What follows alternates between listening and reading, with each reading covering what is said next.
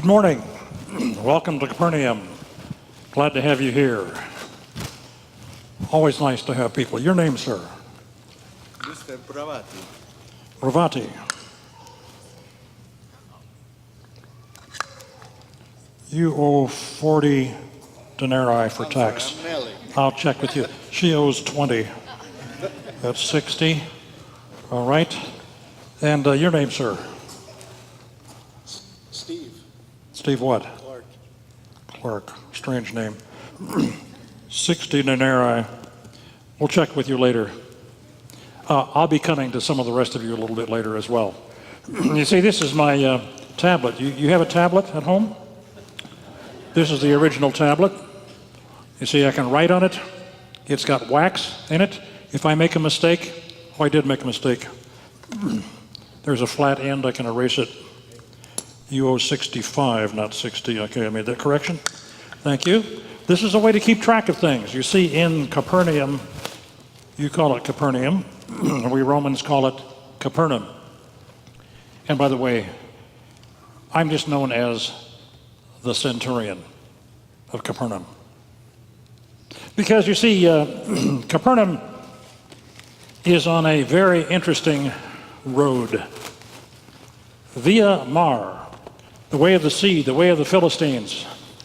That road goes all the way from Africa, through Egypt, up through Israel, all the way up to Anatolia, Turkey, all the way over to the ancient east of Babylon. And the road goes through Capernaum. Now, we as Romans, we control the roads, because if you control the roads, you control commerce, you control the people. It's all about control. It's all about authority. And I am the Roman authority in Capernaum. Well, it's a good assignment. You see, I've won several awards, personal awards as a Roman centurion. And because of my faithful service, I was given opportunity to be in charge of the tax collecting and in charge of the affairs here in Capernaum. Now, that's a good job for many reasons. One is bravate, Italian. I may give you an Italian discount. We'll see. You see, if he owes 40 denarii in tax, I will collect 60. Well, excuse me, I don't collect it. The way it works is we have a franchise. You know what a franchise is? Where you sell the right to do something? We sell a franchise, we Romans do, to the local people to collect taxes for us. Now, one of my major tax collectors is a fellow by the name of Matthew. Levi Matthew. Can you imagine? Levi, the priestly household. Matthew, the gift of Yahweh, his name means. Well, I recruited him, and he bought the right to collect taxes on the Via Mar, the way of the sea, the way of the Philistines. Trunk road, whatever you want to call it. Major highway. Anybody who comes through has to pay tax. You're moving lumber, you pay tax. You're moving dates and figs, you pay tax. You're moving oil, you pay tax. There was a teacher that came through and they were talking about sin tax. And I said, well, that's a good idea. I hadn't thought of that. But they said, no, that's a part of grammar. Okay. Matthew, when he collects tax, you see, if he's to collect, let's make it easy. The Roman tax is 10 that somebody owes. Matthew collects 14. 2 for himself and 2 for me. And you pay 14. You see, he's in it up to his elbows. So all the tax that comes in, well, we do some good things. In fact, I had, being right on the Sea of Tiberias, one of the things that people do there's a lot of fishing. And so when the fish are caught, the people have to pay tax. Matthew collects it. We put it away.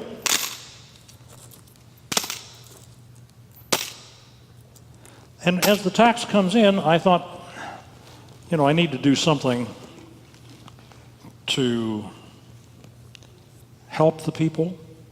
Well, really, it's not help the people, it's help me. You see, it's one hand washes the other. If you do something good for someone, what do you expect? What do you expect? You do something good for someone, what do you expect? That they'll give it back to you. So you see, part of my magnanimity was self-serving. So I had built by the local artisans, 6 feet wide, 16 feet long, a deck with 2 bowls in the end made out of plaster where they could bring the fish in, clean them in the bowls, salt them, and sell them. Of course, the salt is taxed, and the sale of the fish is taxed. But it worked well. Then one day I decided, it's a delicate balance between what you do and what you expect. So again, I thought, well, there might be something I could do to put myself in good standing with the people. Now, the people didn't dislike me, but how many of you have a best friend as a tax collector? I don't see anybody. That's kind of the way I felt too. But I thought, well, there might be something that I could do that would put me in better standing with the people. Then they don't whine and complain when they have to pay the tax. And the thought occurred to me that these people are Jewish, and they worship in a very special way on a very special day. And I thought, well, I'll build them a synagogue. Now, when I say I'll build them a synagogue, you see what I did was I would take the tax from the people. Now, see, I'm in charge of things. When I want something, I just say, servant.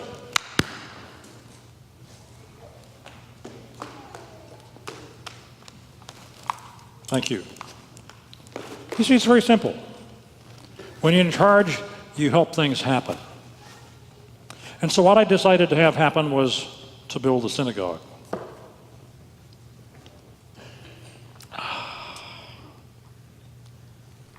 It might be refreshing to my career as well.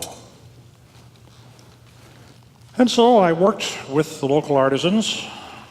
I worked with a fellow by the name of Jairus. He was the synagogue leader. And we designed a 60 by 80 foot synagogue.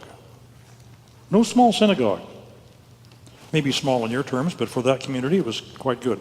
Built out of black basalt rock, which was native to the area. So we hired local artisans to do the work. And the synagogue was built with the people's own taxes, but they gave me credit for it. How sweet is that? Now, I didn't tell them, of course, but because I used some of the money, I raised the taxes. But they didn't complain. The synagogue was situated so it would face south to Jerusalem. Jerusalem's about 80 miles south of Capernaum. Too far for people to go to worship, so they were grateful to have a synagogue there. Yes. Synagogue, the people, the taxes, me being in control. But sometimes you think that things are just a little bit out of control. Have you ever had that feeling? Like you're not in control of everything you'd like to be in control of? If you haven't been there, I guarantee you, you will be. As a soldier, as a centurion, I've been in situations like that. I've been in situations of change where things happen that you don't expect and you can't control. It's unnerving. People. Well, some of the most interesting people there, I mentioned Jairus. You see, he's a Torah true Jew. He wants nothing to do with a Roman. Matthew, who's a tax collector, and you see, the Jews believed that a tax collector was so unclean that if he even touched your house, it would be unclean. If he came to your house, it would be unclean. No love lost. The people. Huh. Oh, yes. Matthew, Jairus. Jairus and his wife and daughter lived about 200 feet from the synagogue. You see, they couldn't walk too far against their rules. Not far from him lived another person, Peter. You've heard of him. Peter. Always talking, seldom thinking. Say whatever comes into his head. Right, wrong, or problematic. The people. Very interesting.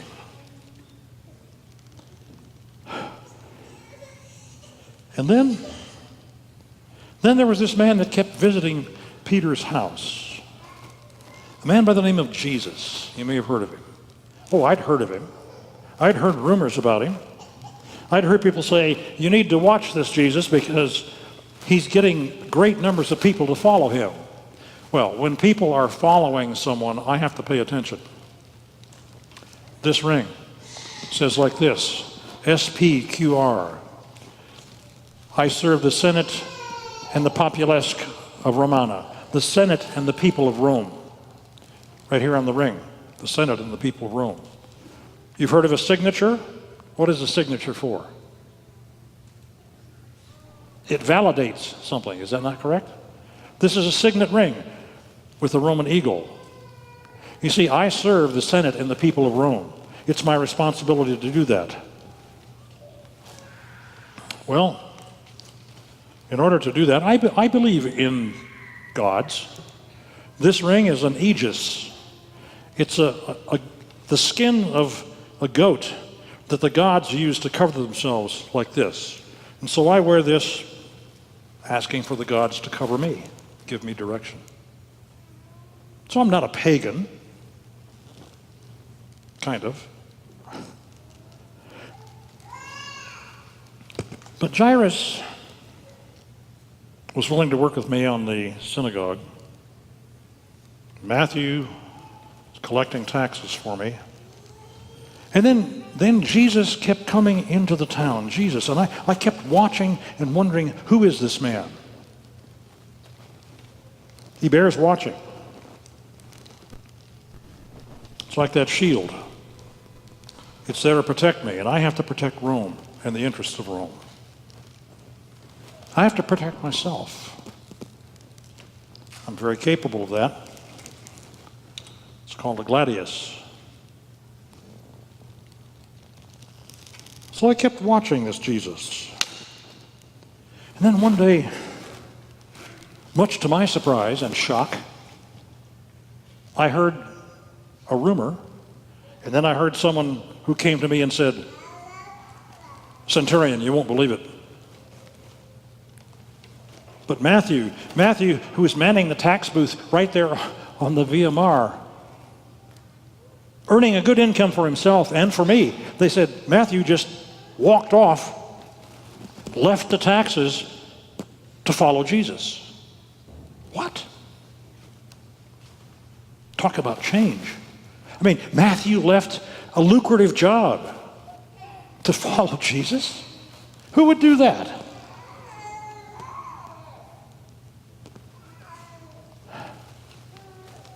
Well,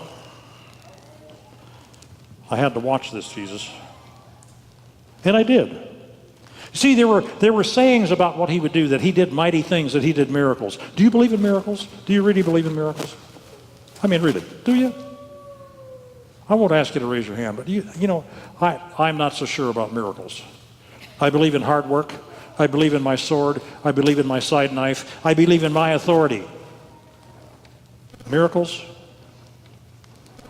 They're for the weak-minded.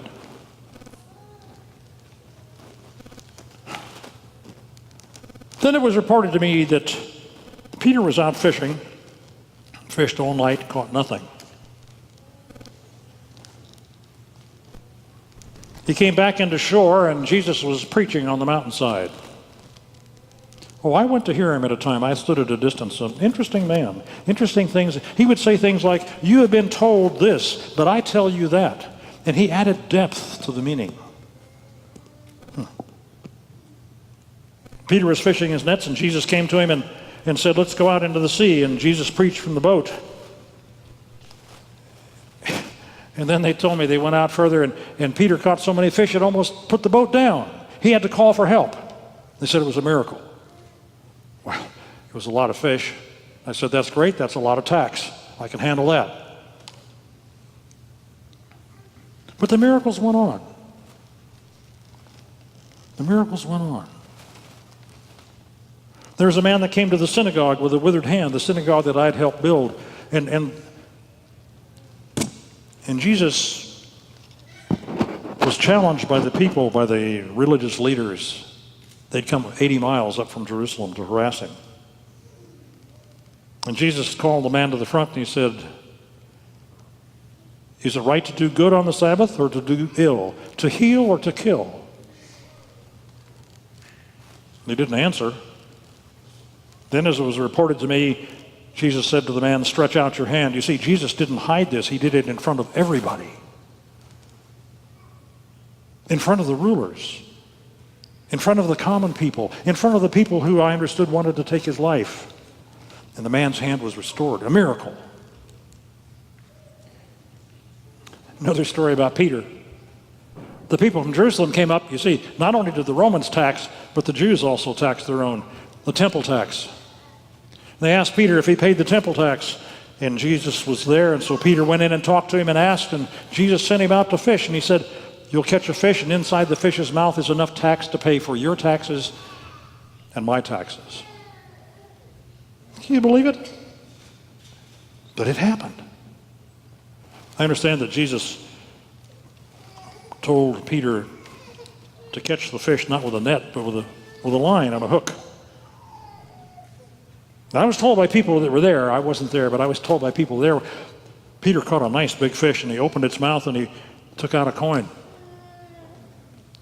And then they said, Peter, put that fish back in the water. They call it an ATM fish. Yeah, ATM fish. You don't eat those. You know what an ATM fish is? A true miracle fish. It was a miracle. Jesus did more and more and more. And you know, most of these were done, all of these were done in Capernaum, in and around Capernaum. Because you see, the road that came through, as people would come through, word of Jesus would travel up and down the road all over virtually the known world. Jesus. Who is he?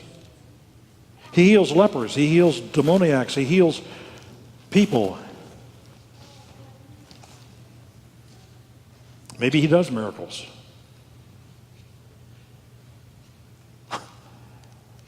Peter's mother-in-law was ill. You know, in a small village like that, small, we had maybe 2,000, 2,500 people there, word gets around very quickly.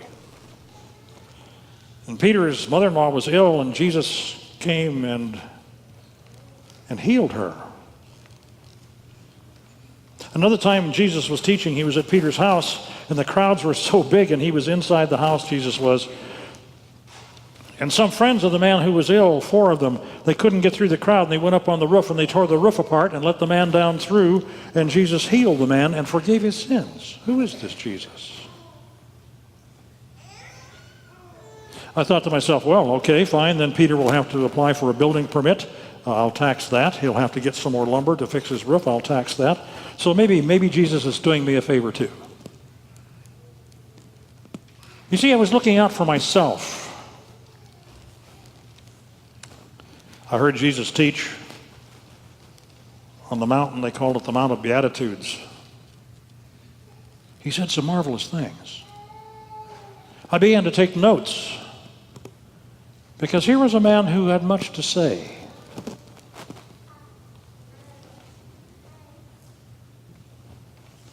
There was another illness. Jairus, the ruler of the synagogue, his daughter was ill, near death. And Jairus sent for Jesus, even though Jesus was not looked favorably on by the rulers in Jerusalem. But Jairus took a risk and made a change and called for Jesus. Then word came to Jairus that the daughter was dead. Mourners were already at the house, mourning and making wailing sounds. And Jesus said, no, she's not dead, she's asleep. Asleep? Jesus said, yes, I go to wake her. And he went into the house and he raised her from the dead. Now that's a miracle. Not far from where we are in Capernaum, just north a bit, at the head of the Sea of Galilee, Tiberias, Jesus did another miracle. People had followed him up there. They'd been with him for a long time, and the disciples said, we need to feed the people. We need to let them go home and get something to eat. Jesus said, no, you feed them. You may have heard of it. 5,000 men, plus women and children. And Jesus took a little bit of food and fed all that crowd. Well, let me tell you something about the area that he did that. Picture in your mind the Sea of Tiberias, Sea of Galilee. It's kind of upside down pear. And right at the top, the Jordan comes down in to the sea. Now, the city where a lot of these people had come from, a lot of the disciples, was on the left-hand side called Bethsaida. Bethsaida. You've heard of Bethlehem? Well, I've learned a little Hebrew. Beth means house. Lechem means bread. Bethlehem. I understand that Jesus was born in Bethlehem. Well, this is Bethsaida, the house of fishing. Peter, Andrew, James, John, Thomas, a lot of the people were from there. They knew the area. But Herod, several years before, had moved Bethsaida from the east side of the river to the west side of the river and built it as a Roman polis, a Roman city. And in the process of doing that, he had built a Roman temple, a pagan temple, to Julia Demeter, the goddess of all green and growing things. Now, did you hear? Julia Demeter, the goddess of what? Green and what? Growing things. The goddess of plenty. And before Jesus fed these thousands, do you remember what he said? Sit where? On the grass. What is grass? Green and growing. Jesus said, in the sight of the temple, that goddess offers nothing. Sit on her, and I will give you more than you ever need. Then Jesus came back to Capernaum and he said, and I heard him say it, I am the bread of life. I began to wonder. I began to search. I began to look at some of the scrolls. Could Jesus be the bread of life for everyone? I read the scrolls about how Messiah was to come to the house of David. Therefore, I will give you a sign. The virgin will be with child and give birth to a son, and will call him Emmanuel, God with us. He'd be born in Bethlehem. Jesus was born in Bethlehem, born of a virgin. The scrolls that I read pointed to Jesus.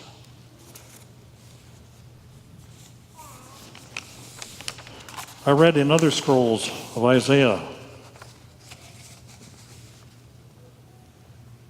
I, the Lord, have called you in righteousness. I will take hold of your hand. I will keep you, and I will make you to be a covenant for the people, plural, a light to the Gentiles. You see, there was something really unique about Jesus. When I met him, he would even greet me, a Roman, on the street. Good morning, centurion. Others would not. I began to study more and more about who Jesus was. I began to think about the miracles he did. And I began to wonder if I needed his life to cover me. But you see, that would be a change from my Roman ways.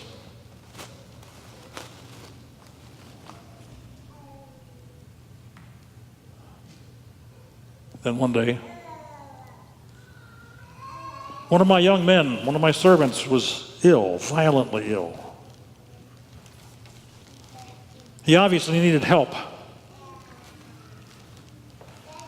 Now, when someone in your family is ill and needs help, what's the first thing you do? I mean, really, think about it. Don't you usually say, I can take care of that myself? And that's what I did. I mean, I'm trained as a military person. I'm trained in certain levels of helping people. And so I said, I can do it myself. That's the cry of humanity, isn't it? I can do it myself. Can we do everything ourselves? Not at all. So I finally said, well, I'll call some of the local physicians. And they came and they said, there's nothing we can do. I called some of the Roman physicians that I knew from the area. Skilled, good men. They said, there's nothing we can do.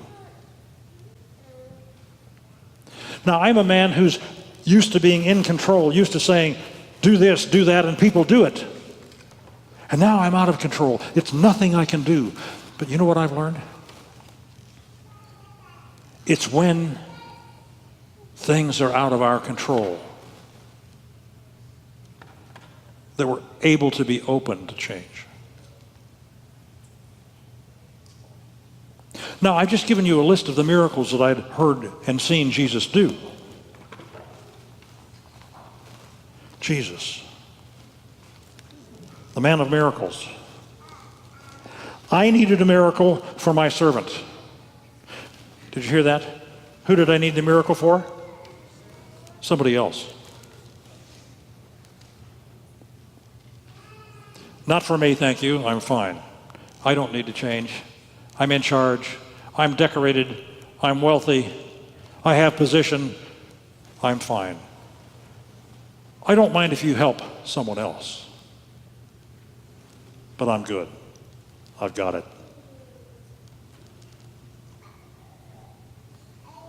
You know what I'm saying. But then I thought, what can I do? How can I call Jesus? Because he's already in trouble with some of his leaders. I'm a Roman, he's a Jew. Then the idea, I said, look, I've helped build him a synagogue. I know Jairus. And Jairus had told me that when Jesus was approached, Jairus was told by Jesus, don't be afraid, just believe. Say that with me. Don't be afraid, just believe. Let's do it again. Don't be afraid, just believe. So I believed if I went to Jairus, Jairus could help me. And I called Jairus in and he said, yes, I'll go talk to Jesus. And he took with him some of the Jewish leaders of the synagogue. And they went to Jesus and they said, Jesus, this man has a need. He's worthy. He loves our nation. He's built a synagogue for us. And Jesus said, I'll go. I'll go to his house. Well, when word came to me, Jesus is coming, Jesus is coming, it was like wildfire in a stubble field. Jesus coming to my house? I went out and said, no, Lord, you don't need to come to my house. I am a man with authority. I say to my servant, do this, and he does it. I say to my servant, my soldier, go, and he goes. I say to another one, come, and he comes. I'm a man under authority. I understand authority. Lord, all you have to do is speak the word. What's that phrase? Don't be afraid, just what? Believe. When you're under pressure, when things are not going right, when you look like there's no other way out, there is one that is the door to all things, and that's Jesus.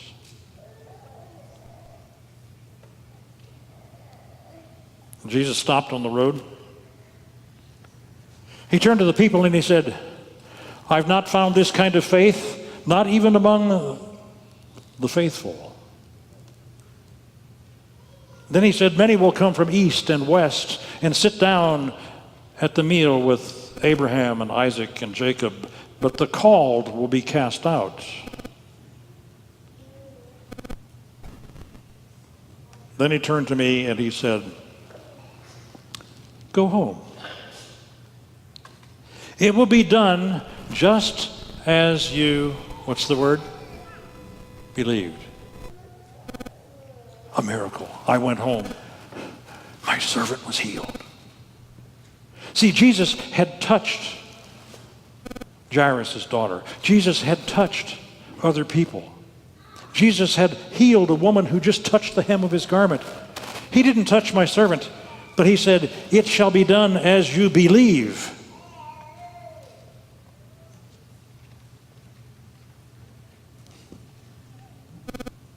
Believe. That's the word that makes change in life. Believe. Well, 8 miracles in one. Miracle number 1, Matthew the tax collector, who gave it all up to follow Jesus. That's quite a change. Jairus, the ruler of the synagogue, who made a change and let Jesus into his house and into his life. Peter. Oh, he changed. His language, his demeanor, his outlook changed. Matthew, Jairus, Peter. The leaders of the Jews who would speak well of a Roman. That's a change. That's a miracle.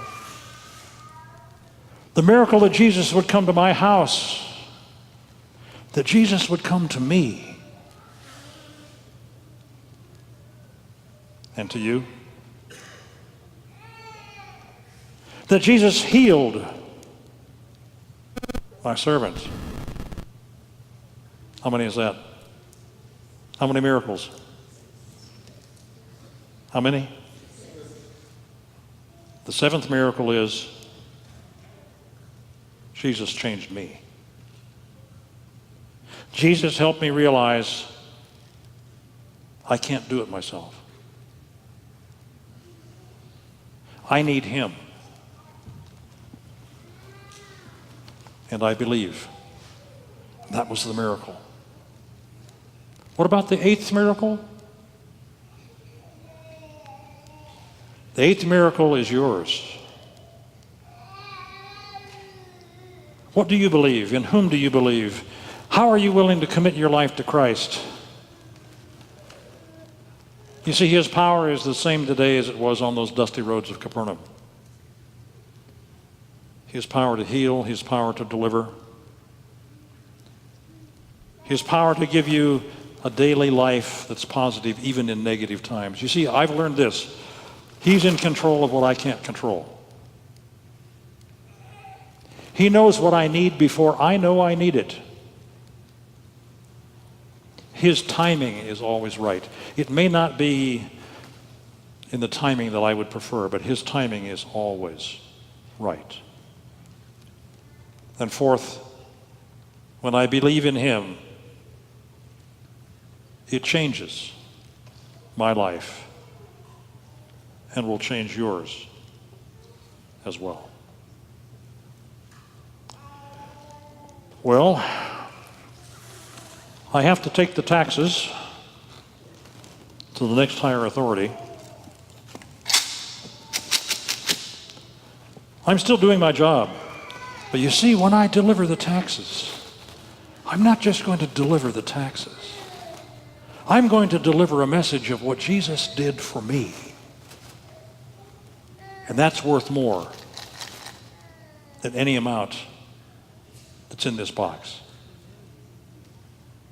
Maybe, just maybe, that 8th miracle that's yours, you can share with someone else too. And they can be changed by the love, the power, the grace, and the goodness of Jesus, who is the Christ. Don't be afraid. Just believe and share what you believe with other people, because they need to know. And sir, your taxes, they are forgiven, because I am forgiven by Jesus. And so are you.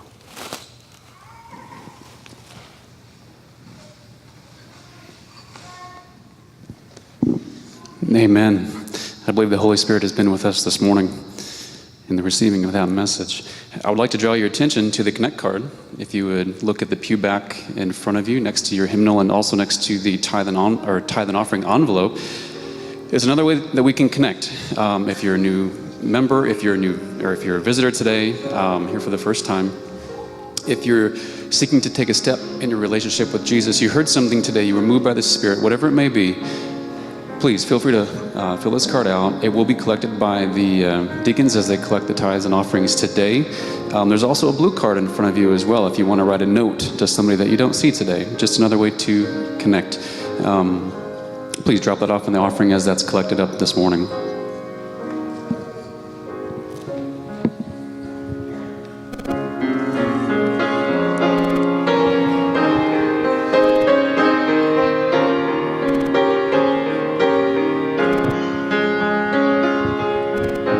God sent his son,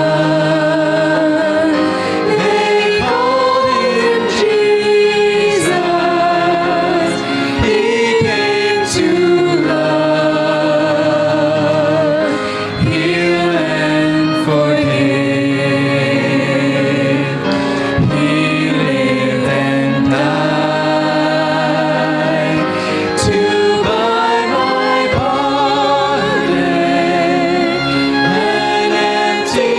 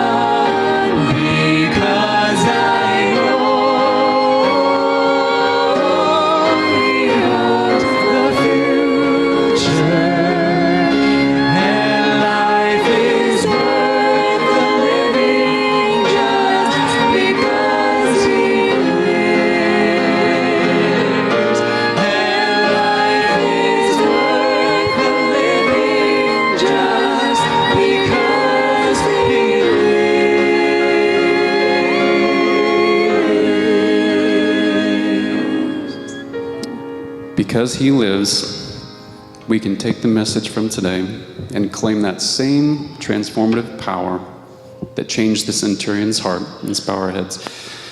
Now unto him who is able to do exceedingly abundantly above all that we ask or think, according to the power that works in us, unto him be glory in the church by Jesus Christ, through all ages, world without end.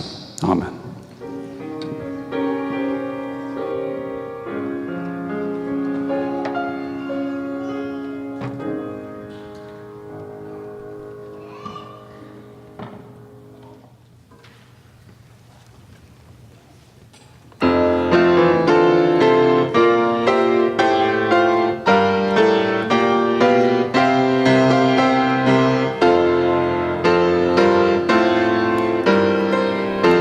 Thank you for joining us in our worship and study today. We at Campion, as ministry leaders, pray that you've been encouraged in your relationship with Jesus. You're welcome anytime to meet us right here online or to slide into the service at the church.